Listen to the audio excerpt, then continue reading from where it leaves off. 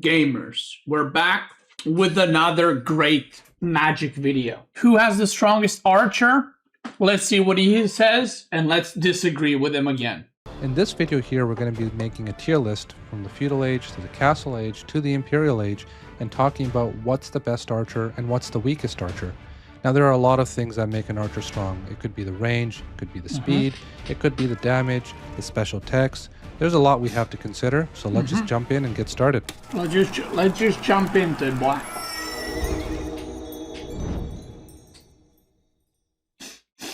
Let's just get rid of all the boring tier archers right off the bat. Abbasid has a little bit. It has boot camp, so it's a little bit higher than D tier because it has an extra upgrade that you can get. However, is HP really important on an archer? I'd like to think no, because archers are usually on the backline. They're the damage dealers, right?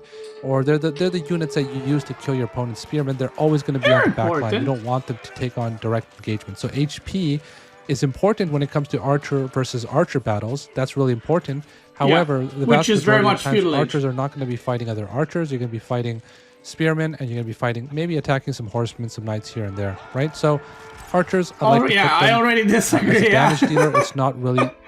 HP is good. I'm not saying it isn't, but it's not like the most important stat. The most important stat, in my opinion, is range. And the longbowman has one of the highest ranges in the game. But we're going to come to the longbowman after. Let's just finish off the bottom tier and get this over with, right? What are the vanilla knights that have no bonuses? You have the Knights Templar Knight, the Rus Knight, the Chinese... Sorry, not the Knight. I'm sorry. I just remembered. Archer. I did a knight tier list last time and I just forgot. Chinese Archer, rather. Then you have the Ayubid Archer, and you have the HRE Archer. HRE Archer has a little bit of speed, so it's a little bit better than a generic Archer. So I'm going to put it in the C tier rather than the D tier. That's crazy you have the already! Gilded Archer. Now, the Gilded Archer is an interesting one, because in my tests, the Gilded Archer is actually a little bit better than the generic Archer. You guys saw in my Knight tier list, the Gilded Knight is basically 2 knights, the cost of 2 knights, but lower than 2 knights in terms of statistics. Well, the Gilded Archer is a little bit different because it is double the price of a regular archer, but it gets something a little bit different, which is it gets a little bit more range. You can see the range here is 5.5 on a Gilded Archer. On a regular archer, it's actually 5. So in that sense, the Gilded Archer is actually a tad bit better than a normal archer. On top of that, in my simulations, the Gilded Archer actually beats 2 archers, right? Now, while that's not the most useful thing in the world, archer versus archer, since it has more range, it's able to actually kill spearmen a little bit faster, and you're able to kill your opponent's army before they're able to reach you. So I think the Gilded Archer is definitely better than a generic vanilla archer, okay? Malian Archer, remember, we're talking about Feudal Age, so it doesn't have anything special going for it at the moment. And I think the Ottoman Archer, now, once again, this is a little bit tricky because... you have to... he cooked now. He is cooked. He has to put Ottoman Archer in S tier because of Mehter. Because that was the sole reason he put Knights into S tier from Ottoman. It's the Mehter. He has to put it in S tier. Do you use the Mehter? I personally think that as Ottoman, the Mehter is kind of like a Civ bonus. You're going to be using it with all of your units, right? It's a given. I personally think this is fair to put it with the archer. However, in my simulations, while the Mehter does really boost up the archer's stats, it's not as influential as it was when you were looking at the knight. However, I do think it's above the HRE one, and it's definitely above the Abbasid one, because not only can you get an extra 15% allegedly, because I think it's higher than 15% attack speed, you can also get +1 ranged armor, which is massive, right? Especially on archer battles, or you can get 2 melee armor. So this stat, the archer for the Ottomans is a little bit buffed, entirely because of the Mehter, right? If you get the Vizier point Mehter, it's even higher up because it's going to be really fast, but I'm not going to consider that one because I think Beasty had a good point where I don't think that's fair to include because most people are not going for the Vizier point Mehter. So we're going to look at games kind of in a practical sense. If you're going to be, if you're going to be playing Japanese, you're going to have a Bannerman. It's a given. If you're going to be playing Ottoman, you're going to have a Mehter. It's given, right? We're going to look at them in that type of way, right? Moving on to that point. The thing is, okay, I see what he means. Again, I will say this. I tried to make these kinds of videos before, and they're very hard to make because of these reasons, right? You hear that word? Japanese should have a bannerman. Should. But if you don't, you don't, right? Also, I think it's okay to count for, let's say you count Bannerman and Mechtet. I think that's okay. But you have to count in the eco bonuses too for that unit. So for example, in my opinion, not one of the, not like S tier, but one of the best archer civs is actually KT. Not because their archers are good, but because they get absurd amount of them because of the wood eco, right? So I think personally that if you're counting Bannerman, Mechted, those kinds of unique things that might or might not be there, I think that eco should be counted in too. So for example, French keeps, discounting the units, that should count, right? Like, you shouldn't count 10 archers versus 10 archers. You should take into consideration the archer discount. Rus gets bonus wood, right? All these things, IMO, should be counted. But the problem is, some things are very hard to calculate. If you're playing Mongols, you're going to have a Khan, right? So what does a Khan give you? Now, the Khan can boost your archers with attack speed, 50% attack speed for 5 seconds. You can get another upgrade, the arrow upgrade, which can double that. On top of that, you can actually get movement speed. However, while I would say that those stats alone move this really high up, it's only going to last 10 seconds. So since it's lasting only 10 seconds, you can see that, okay, my opponent did cast the Khan's ability. I'm going to dip. Once the Khan's ability is over, then I'm going to re-engage. So that's why I put it very low compared to... But these, are we counting Zugino as archers? Zugino aren't archers, though. To the rest of them, because it's not something that's sustainable. However, once again, I think this is better than the Yaba archer, and I think it's on par with the HRE archer. The HRE archer has a little bit more speed. If you look at it, the fastest archer here is the Yumi at 1.38. Now the HRE one actually matches that. I would say the HRE archer is kind of in line with the Mongol archer. What other useless archers are there? Not useless, but nothing boosted. JD. I would say the JD archer doesn't really have anything special for it. Let's make this square actually, so you can see the whole flag. Then you got the French archer. Once again, nothing special. I think all of these, except the gilded, this guy should be a little bit higher up. I honestly think the range buff that the gilded archer has makes it a little bit better than the Abbasid one.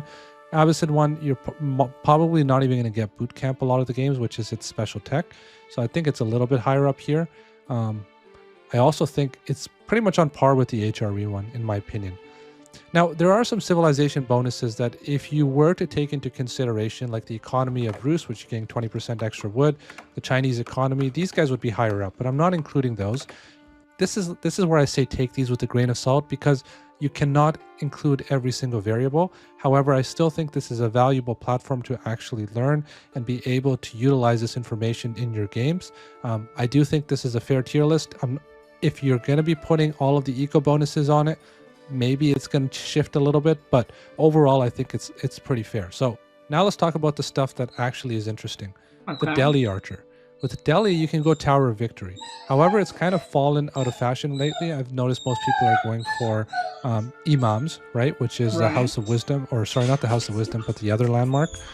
So I think if you were to go Tower of Victory, this thing would go way higher up, because 15% attack speed on an archer is still very, very useful. However, since we can easily say the Ottoman Mehter gives more than 15% attack speed, based on my testing, the Mongol one gives 50% attack speed, but it's only lasting 10 seconds. I think I would put it somewhere in between these two, right around here. If you're going the Tower of Victory. If you're not going the Tower of Victory, then obviously this is just a generic archer, and you wouldn't include it. So we got the boring archers out of the way. Let's start with the fun stuff now, right? What do you think? Oh, the Byzantine one, actually. The Byzantine one doesn't have anything special either. Except, I'm not talking about the longbowman, because that requires a mercenary contract. I'm going to place that with this. What is the strongest archer in this series? In my opinion, let's start with the strongest. It is the longbowman. The Longbowman in the Feudal Age is just much better than the rest of them. Why? Because it has an extra attack point right here, 6 damage, and it has 2 extra range, which you can see it's 7 range right here. So 7 range, 6 damage. It's going to do a lot better versus armored units than the rest of these. And if we can scroll down right here, and I'm going to just zoom in for you guys so you guys can see it. Now they do have damage per second, like I have damage per second in the chart above. However, this is based on actual in-game data. I took a unit, I attacked it for however long, saw how many shots it took to kill, assessed the time to kill, and then I placed cost on top of it, and then I got this cost-adjusted DPS chart. You can see that the Longbowman is pretty much second best. If we got rid of the Zuganu, you can see the Longbowman it does the best versus the Knight. If we got rid of the Zuganu, the Longbowman is the best there as well. And the Longbowman is pretty much one of the best against No, he did not consider the counter for Mongol archers. light melee infantry, right? Spearmen. So the Longbowman does really good. It packs a really hard punch with 6 damage. But that's not even the part that I think is most influential here. The most influential part about the Longbowman is his range. It has 7 range compared to the rest of these. So it's not even close. So in Age 2, you can be attacking your army way before he's able to even come near you. Most of the time, if you're going to be engaging your army, another army, your Longbowmen are able to snipe 2 or 3 units immediately out of the fight before the fight even gets started, right? Depending on how many you have, obviously, that's another thing to look at. The downside of this is it has a lower speed. So if you're going to be skirmishing on the opponent's side of the map, it could be a little bit risky if you get flanked. So you have to be really careful with the Longbowmen. You have to protect them really well. It does have an extra ability, Palings, which I don't think really many people are using that much. But overall, I think the Longbowman is my favorite archer in the Feudal Age. I think another S tier archer is the Yumi. And now maybe this is not entirely agreed upon by most top players, but the Yumi is really cheap. I think if there's anything that top players agree on is that Yumi is probably the best feudal archer. I would be surprised if other people disagree on that. Like, Yumi are not the strongest, they're broken. I'm not counting Zuganu as archers, by the way. Like, they're not archers. Like, I got a nitpick here, but if you're counting Zuganu, you should count javelin throwers too. But its cost comes at a disadvantage in terms of attack. So it has 4 attack, and it has 60. Its cost is 60. However, where it makes up for it is it has way higher movement speed than all of the other archers except for the HRE one, and its best attribute is the fact that you can get buffed by the bannerman, right? If you have a bannerman nearby, this is going to go up to 5, I believe.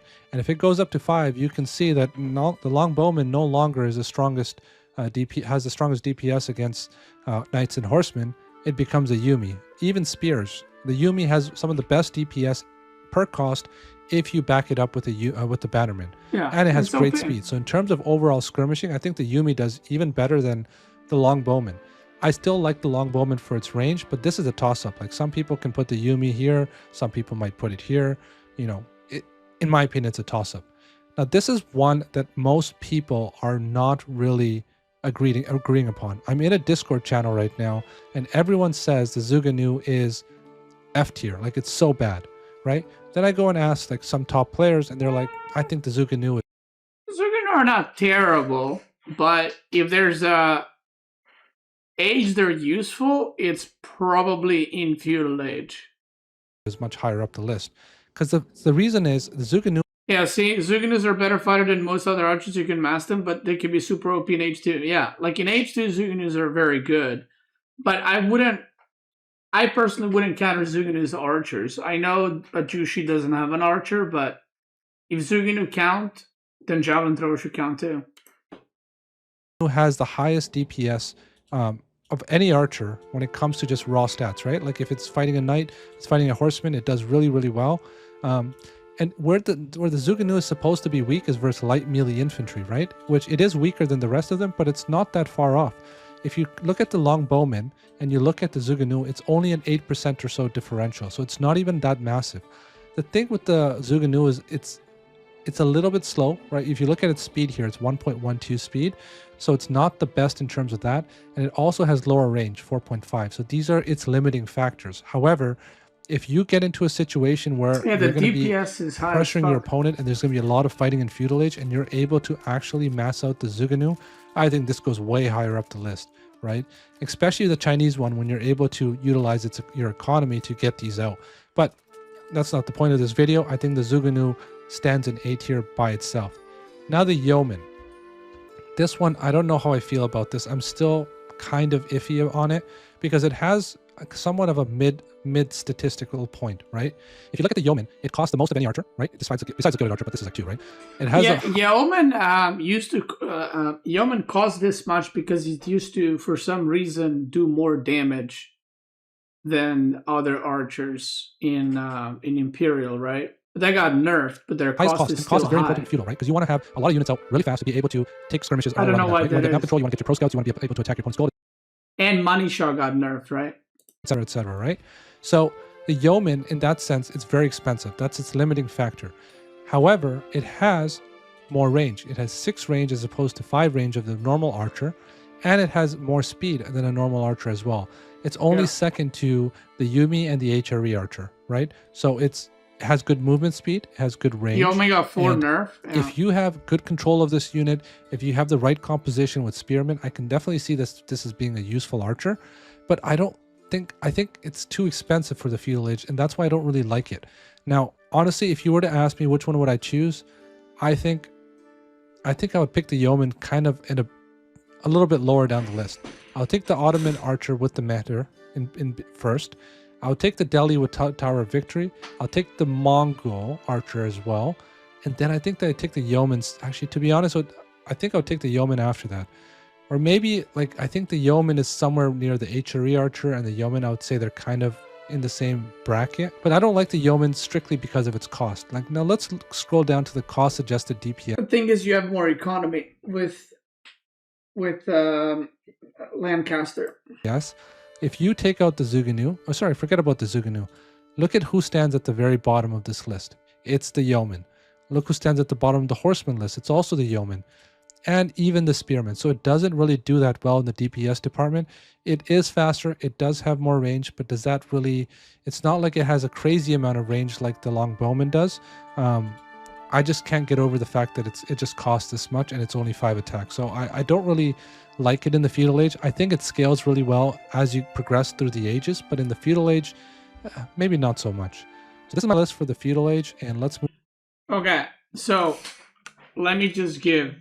But in the Feudal Age... Again, Magic is making the video basing it on stats purely kind of thing. This is my opinion of the archers and tier list. So I'm not gonna base it on purely on stats. I'm gonna base it on, in reality, I don't mean that his tier list is not real. I mean, like, in actual games, how it plays out, okay? Because of, I'm going to take everything in consideration, and obviously he put in a lot more research than I did, so I'm just going in like 2 minutes to give you my opinion. I would probably put English longbow in D tier, because English economy is very bad. Yes, if you have 30 longbows and you have an enemy has 30 archers, you're gonna win that. But if you have 30 longbows, the enemy should have like 50 archers with another civ. That's the thing. So yes, having more range is cool, but you get outmassed, right? So I would put in longbows, maybe not D tier. Nah, I would put him in D tier because of English economy. Yumi is by far the most OP archer. They're faster, they're cheaper, and they, Corvinus mentioned this earlier. Yumi have +1 damage in Imperial for some reason compared to other archers, which I don't know why that is. I wouldn't personally count Zuganu into archers, but if I had to count them as archers, I would put both of these in S tier. They're absolutely insane in Feudal Age, and I think they're very good. So S tier, I would put Japanese, Jushi, China. For the same reason that I mentioned previously with the Ottoman and Mehter interaction, I actually would probably put like Ottoman in C tier. I would put Delhi in D tier, because Delhi you always go Dome of Faith. You very, very, very rarely go Tower of Victory these days. Almost never. Like 99.9% of the games is Dome of Faith. So for that reason, they just have no bonuses. So it's just a D tier for me. Mongol archers, I would put in A tier because of the counter giving range to them. It gives them a little bit extra range. You can double produce a lot of them very quickly. You can use the Falcon Screech over trees and pick off villagers. You can use the attack speed arrow. I think you can get a lot done with the Mongol archers in the games, right? Yeah, I would put this in C tier, D tier, A tier. HRE archers are really good. I wouldn't put them in S tier. I would put them in A tier. The movement speed on the archers is part of why Yuumi archers are so strong. And maybe I would even put HRE archers in S tier, A tier, S tier, because even though Yuumi are cheaper and I think a little bit faster, HRE has a lot better economy. So you can actually, it's very close in terms of like how many you can get out, and they're very good at kiting. So I would put them in S tier or A tier. Yeoman, I would probably put in B tier. They are more expensive.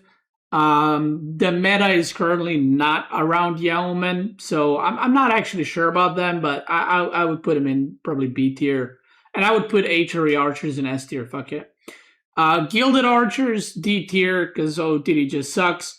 Abbasid archers, I would probably put in either A or B tier. The reason for that is because of all Abbasid, like double TC and all the eco gathering bonuses they have, it's very easy to get a huge mass of them. And 15% HP is not big early on. But if you get to a point where you have 50 archers and you eliminate the melee units from the opponent, then it's archer versus archer, and then 15% HP matters a lot.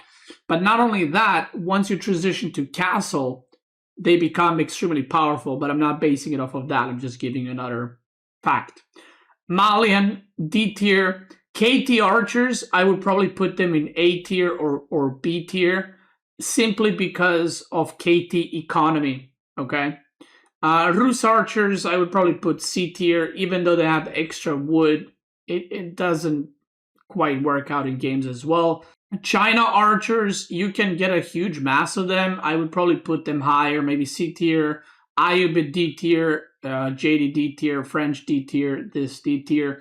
Now longbows, if you make them with Byzantine, I would put them at S tier, because you don't sacrifice, like you can actually produce them somewhat regularly, and you can complement them with Limitane. So I feel like longbows from Biz are S tier, but longbows from English are D tier because of their eco. So yeah. Maybe not so much. So this is my list for the Feudal Age, and let's move on to the Castle Age next. Yeah, I don't think they're taking into consideration, or maybe they are, but I don't think they're taking into consideration the economy. I think they're just taking it on base value of like if they're fighting each other type thing, which yeah. Now, if you're wondering why we didn't ask the GOAT for his opinion, it's because we want to see this. The only issue is it doesn't have a proper charge. It has the same attack damage on a charge. Don't say it. Also, all right. So now we have our tier list for age 2. What changes in age 3? Well, obviously you're going to get more unique technologies. Yeah, now it gets so complicated in Castle. Options, right? Like Feudal is the simplest. The Abbasid Archer in terms of landmark options. If you go for the military wing, you're going to be able to get composite bows. Composite bows is going to give you 33% additional attack speed on your archers. S tier. And it's not really... It is a little bit expensive, but it's not that expensive compared to some of the other ones we're going to be looking at. So S tier. The fact that you can get 33% additional attack speed is pretty significant.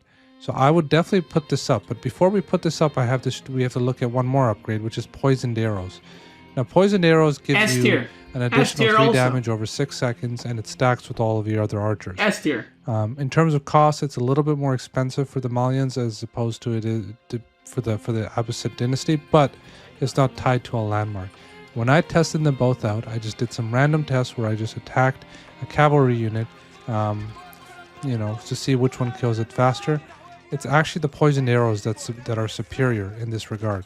So we're going to be moving both of them up, right? The Malians at the very bottom here are going to come significantly higher up the list, and the Abbasids, I think, are going to come higher up the list too. Stop. Now, does the Abbasid archer beat the Mongols, beat the Delhi, beat the Ottomans? I would say so, because it gets 33% attack speed, which is high.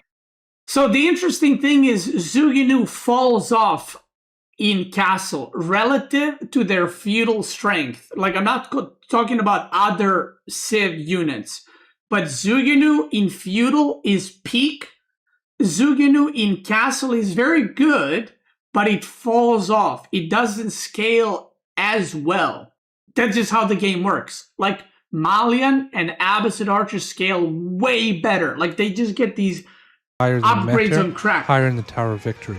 However, since we've already checked that the Malian poison archers does even more damage than the 30% composite bow archers from Abbasid, we have to put the Malian archers higher up the list.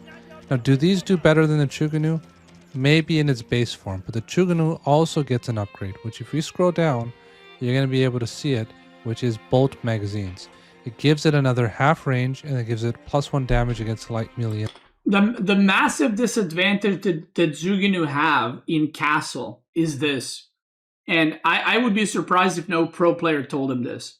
The whole point of archers in castle, archers in feudal have one role, okay? It's to kill spearmen.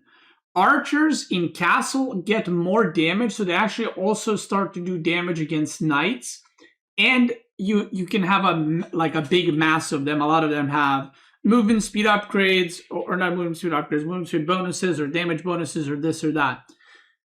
The game changes in castle. The game at the pro level, at least, changes into knight archer very often, okay? And because it's knight archer comp, Zuginu are way worse because you cannot kite and shoot as well as you can with archers. Zuginu are less mobile. So knight Zuginu combos are not as good if you're fighting against spearmen, whatever combos, okay? Archers are a lot better at that.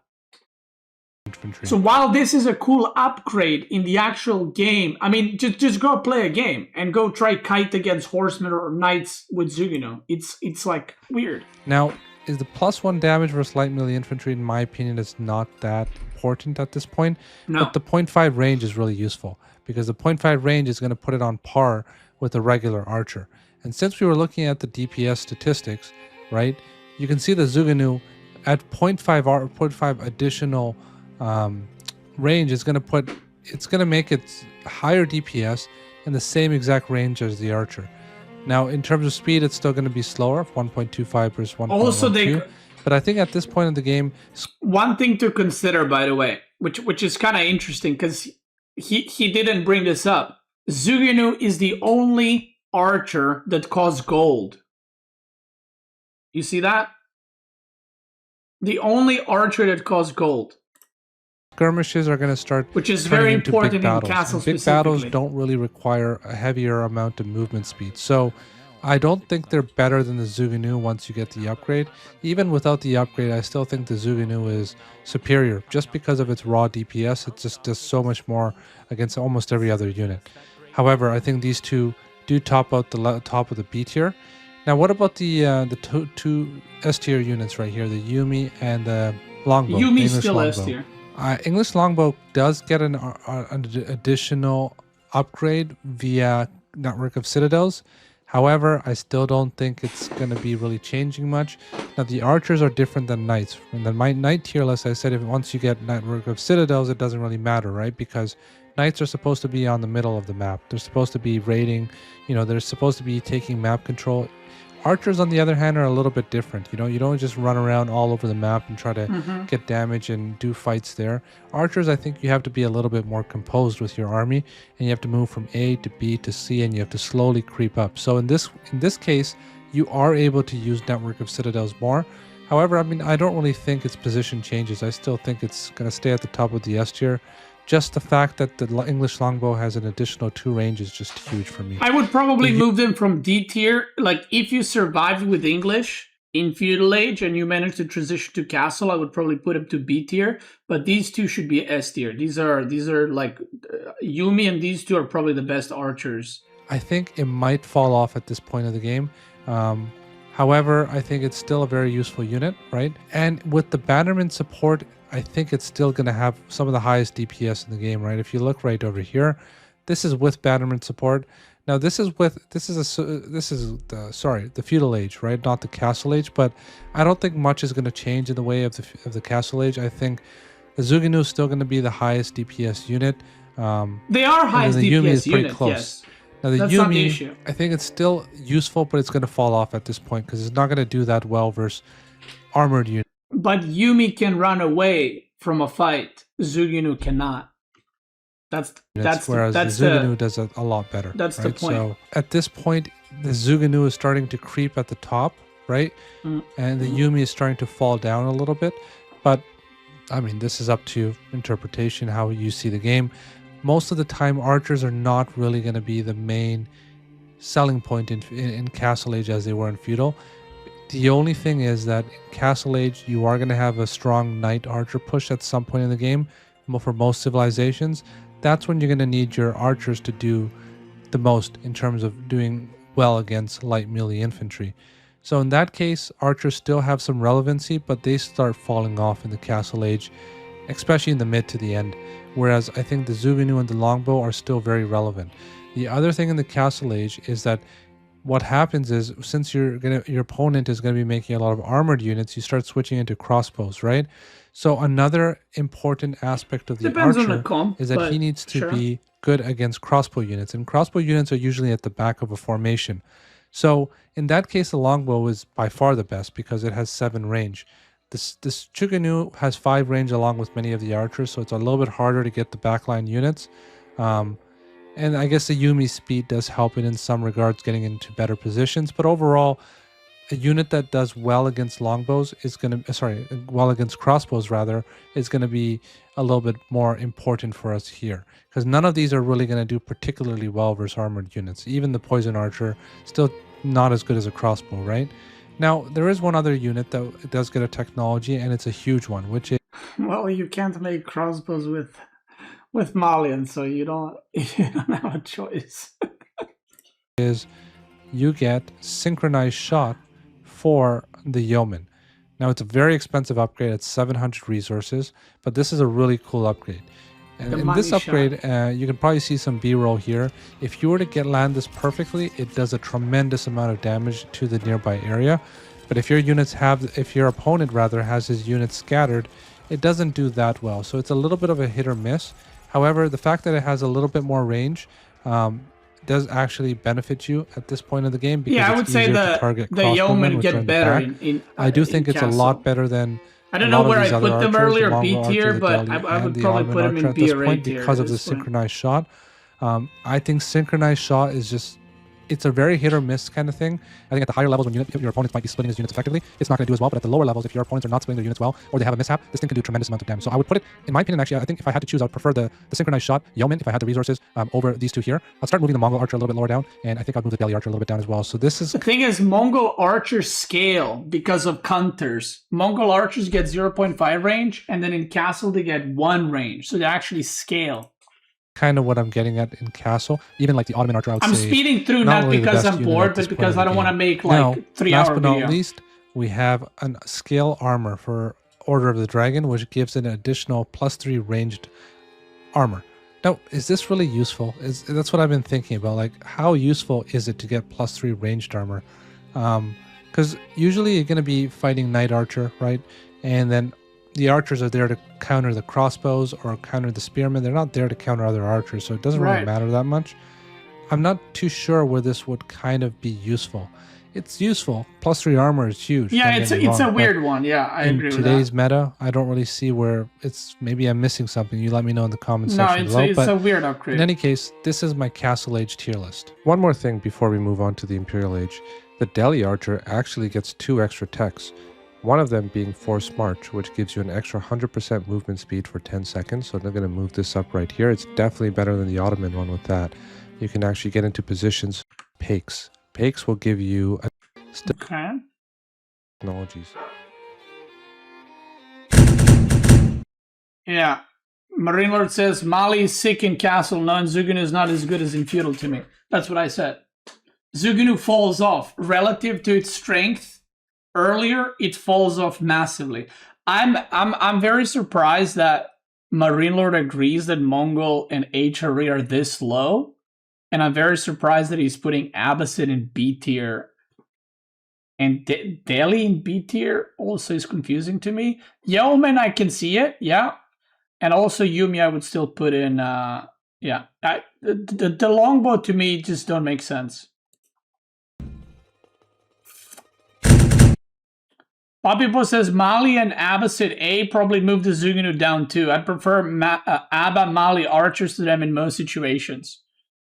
Okay, so the players are assuming just in like if you have them in straight up fights type of deal, I guess. So that's why they're all agreeing longbow is S tier. Like nobody's playing English. So yeah, if you have longbows, they are the best because of the range and the damage.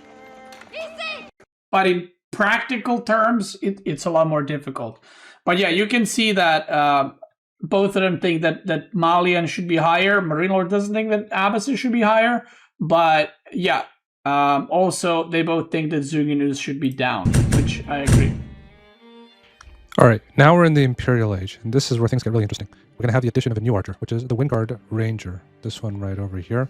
Absolutely insane. I mean, that one this is going to top the charts right off the bat. And the reason it's going to top the charts right off the bat I mean, yeah, it's the most OP one. Mini Crowley, thank you, brother. Ludicrous. You have 8 range on the base form, but if you get the upgrade, which is Silk Bowstrings, I mean, yeah, you can get this. This one is just the best. I believe 9.5 range. 9.5 range, and I'm going to have a clip showing. I'll show you how far that really is. You can use this from a mile away. It's really hard for any archer to be able to attack this unit. And if you have a strong front line, you can just target down all of your opponent's hand cannons, which leads me to the next discussion. What is important in the Imperial Age? In my opinion, the ability to target down hand cannons is essential, because hand cannons are your highest damage dealers in the Imperial Age. Most of the time people are not going for knights, they're going for hand cannons. They might be going for some men-at-arms, which is a little bit crappier when it comes to making archers, but if you can eliminate your opponent's hand cannons and you have hand cannons of your own, then, you know, that's all the more... one thing I forgot to mention, in Feudal Age, you know how longbows were put in S tier? Longbows lose to both Yumi and HRE archers badly because of the movement speed, and even Mongol archers. Like, if we're talking just archer-archer fights, they lose because they catch up to them and they butcher them, because the longbows can't kite. Power to you. So, Whips, thank you. The fact that this has insane amounts of range, 9.5, leads me to putting this at the very top of the list. Yeah. Another thing to keep in mind is network of citadels. And on top of that, if that wasn't enough, you have one of the most insane upgrades in Age 4, which is Arrow Volley. This is going to reduce attack speed down by 1 for 6 seconds. So this thing is going to attack even faster. I think in terms of raw DPS, it's almost on par with the hand cannon. So it's just absolutely insane. Like, if we were to go to the Windguard Ranger right here, and we were to reduce its attack speed down from 1.62 to, I believe it's 0.62, you can see its DPS just skyrockets. What is the DPS of a hand cannon? A hand cannon is right around here, 7.47 per cost, right? Obviously, its raw DPSR is 18 damage per second, which you can see right here. But if we look at this and we take this down, as I said, to 0.62, its raw DPS is 19.35. It's absolutely bonkers how strong this unit is. And this unit is like a mini version of the Longbowman. The Longbowman you can just spam like all game long. This one you need a landmark to do it. I will say this. I am more likely to agree with Magic with this list in Imperial than I am with Castle and Feudal. Because in Imperial, right, if you did get to Imperial, then you're clearly a lot like if you're English in Imperial, you can clearly mass longbows, right? You can clearly you got to a point where you can make everything and get every upgrade. So it changes things quite a bit for me, at least in like this kind of ranking. I still think these two are at the very top of the F's tier. Even longbowman, you can get this up to 8.5 range, right? So these are really good Longbow, units. I agree. It's especially with it's not even considering network of citadels, because if you use arrow volley and you use network of citadels, like this army is going to be so strong. It's probably what makes the English army the strongest army in Imperial Age, or at least one of the top contenders. I think these two are so far up in the. I would say this is S plus, like it's a league of its own. S tier longbow for sure. S tier that these don't even count, so I'm going to move these down. Now, once again, I think in the Imperial Age, it's all about targeting hand cannons, targeting those high value units, and some of these archers are going to do a lot better than others. I would put the Zuganus much lower down the list at this point. They're not able to increase their range, so they're stuck at 4.5 and 5 respectively. You don't make especially in Imperial, you usually run out of gold, or you want to use gold in something else. You don't really make Suginu, and if you want to make gold units, you make hand cannoneers, especially as China. Because they can't get silk bowstrings. So I'm going to move this down to the B tier in H3, the H4 rather. The other issue is they're not bad. They're not like F tier, also cost a little bit of gold. Or D tier. You don't want your archer to cost too much gold, right? That's also true for a castle. The Windguard Rangers is an exception. This is just an elite unit, but archers in general are a cheaper unit. It's not something that you want to be spending gold on in the late game. So it's another -1 point for the Zuganu. Now the Zuganu does have some technologies, and I did test them. It's 1,000 bolts you can get with Zushi. You can also get the Spirit Way is going to help Zuganu for China as well. So you have these additional technologies in H4, but I just still don't see them as useful as some of these other archers on the list, right? So I'm going to move it down. The two archers that I found were actually very useful was the Malian archer, right, with poison arrows. And I think the Abbasid archer is still relevant with composite bows. So that one goes up as well.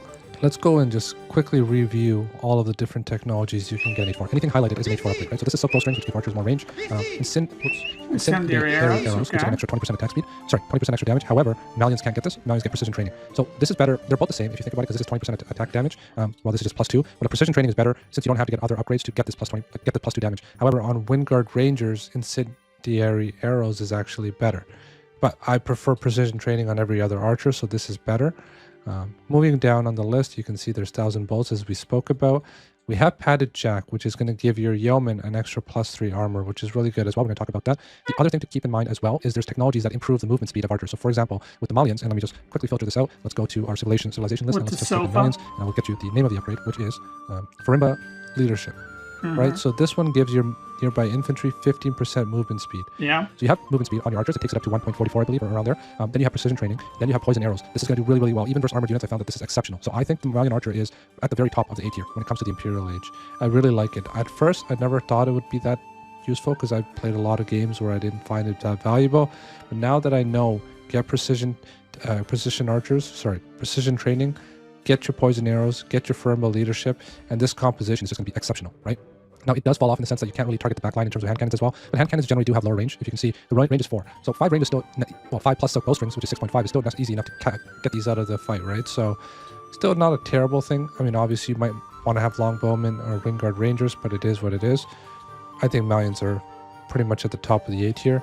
Okay. I think Yumi start falling off a little bit at this point. I agree with that. I don't think I would be making that many of them. There's so many better units to use at this point. I agree. The one that doesn't fall off and I think gets even better is the Yeoman. Okay, I agree. See, that I literally told you, like, if there's any point I'm going to agree with Magic, it's Imperial, because to me that makes sense. Padded Jack, which gives +3 armor.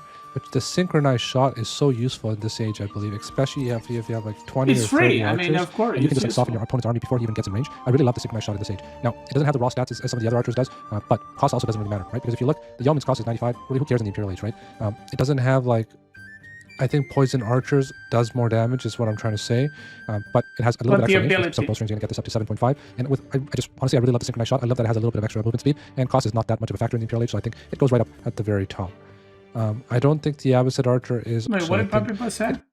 Yeah, I think I agree. Like, I would, for me, I would put this S+, Longbow is S tier, and I would put Malian probably also S tier, and I would put Abbasid and Yeoman in A tier. Yeoman used to be S++, but remember they got nerfed like 54 times, so they're not as good. Yuumi being B tier, I agree. Delhi Archers, again, he's counting in Tower of Victory, but it's like, I mean, nobody goes for that. So, yeah.